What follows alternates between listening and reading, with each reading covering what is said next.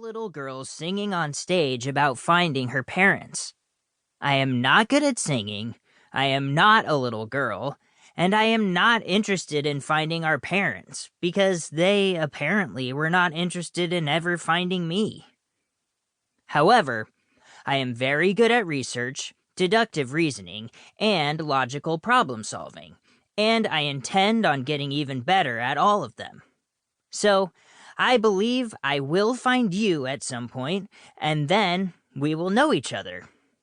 I have always believed this. But lately, let's just say there have been some not normal things going on in my life. Not that my life is ever technically normal, but this has been a whole new level of not normal, and I've been having a hard time getting my head around it. This is rare. I generally can get my head around anything given enough time and information. I have so much I want to tell you, and so much I want to ask you. But the way things are progressing right now, I decided I should probably write some of it down in case I never get the chance. You know, in case I'm dead or something. That reminds me of a fourth thing I should tell you. I don't know why I didn't include it in the top 3, except that people always do things in threes, especially when they're writing. That practice goes back to ancient Greece. 4.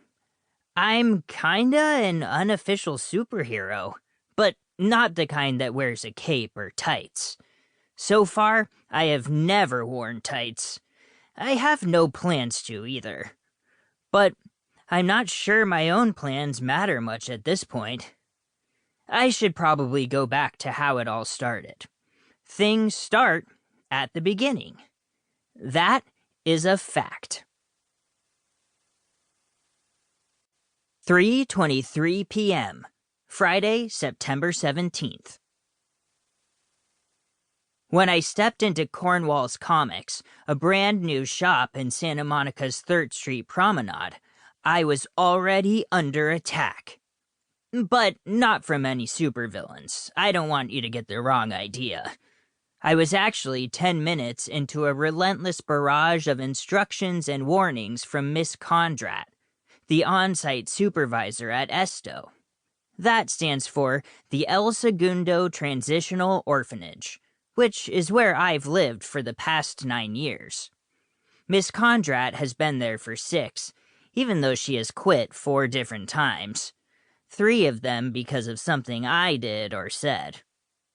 Miss Condrat had brought me to the comics shop for an orphan's version of a bonus round with my PPs.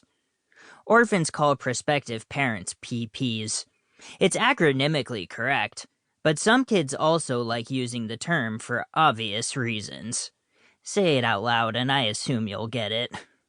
So, when most PPs come to an orphanage for the first round, I've observed that they kind of float around like human goldfish. They stare blankly and purse their lips until they find a kid that they think fits them. One that has the right color hair, or isn't too short, or doesn't eat his own boogers. That last one is what Miss Condrat calls a deal breaker. No one is looking for a booger eater. That is a fact.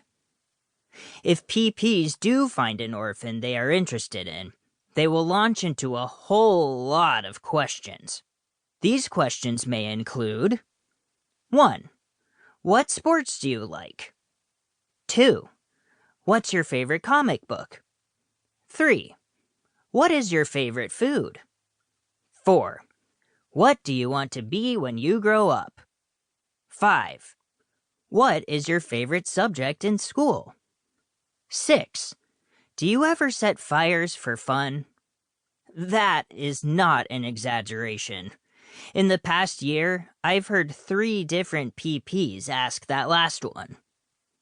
If the first round goes well, and you don't tell them about any fires, the PPs may come back for a second round. This is when things start to get more serious. Usually, the couple shows up with a football or lacrosse stick or something else related to the orphans.